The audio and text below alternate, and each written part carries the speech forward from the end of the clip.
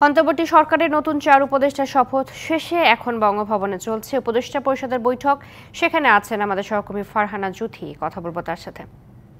জুথি, উপদেষ্টা পরিষদের বৈঠকের সবশেষ জানাবেন। চৈতি, জানেন যে আজকে শুক্রবারই এই বিকেলবেলা বঙ্গভবনে নতুন আরও ৪ উপদেষ্টার শপথ গ্রহণ অনুষ্ঠান ছিল এবং এই শপথ গ্রহণ অনুষ্ঠানের পরপরই এটি আগে থেকে বলা হয়নি, এখানে তাৎক্ষণিক সিদ্ধান্তের ভিত্তিতে একটি মন্ত্রী যারা আছেন উপদেষ্টা তাদের একটি বৈঠক শুরু হয়েছে এবং বৈঠকটি এখনও ভেতরে চলছে।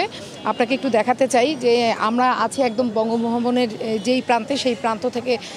একদম ভেতরের দিকে আমরা এই ৪টার আগে যারা উপদেষ্টা আছেন তারা প্রবেশ করেছেন এবং ভেতরে যেই বৈঠকটি চলছে সেই বৈঠকটিতে এখন এই যে নতুন যেই অন্তর্বর্তীকালীন সরকার গঠিত হলো, এই সরকারের আগামীতে যে করণীয় এবং প্রতি মুহূর্তে নতুন নতুন যেই চ্যালেঞ্জগুলো আসছে সেগুলো কিভাবে মোকাবেলা করবে, এই সব কিছু নিয়েই আজকের এই বৈঠকে তারা আলোচনা করবেন এবং নতুন কিছু সিদ্ধান্ত আসবে। একটু জানিয়ে রাখতে চাই, গত ৮ তারিখে ডক্টর মোহাম্মদ ইউনূস যখন প্রধান উপদেষ্টা হিসেবে শপথ গ্রহণ করলেন, সেদিন মোট 14 জন শপথ নিয়েছিলেন এবং পরবর্তীতে আরও 3 জন এবং আজকে 4 জন। আমরা জানি যে ডক্টর মোহাম্মদ ইউনূসের হাতে এখন পর্যন্ত প্রায় যেই সংখ্যা 24টি মন্ত্রণালয়ের সংখ্যা ও বিভাগ রয়েছে, সেই সংখ্যাগুলোকে এই যে নতুন যেই 4 জন উপদেষ্টা হলেন তাদের মধ্যেও কিছু বন্টন করা হবে এবং প্রতিদিন যে চ্যালেঞ্জগুলো আসছে এই সব মিলিয়ে এই চ্যালেঞ্জগুলো মোকাবেলা করার জন্য তাদের যেই ধরনের পদক্ষেপ নেওয়া উচিত সেই সব কিছু নিয়েই আজকের এই বৈঠকে আলোচনা হবে। আর আরেকটি জিনিস সেটি হচ্ছে যে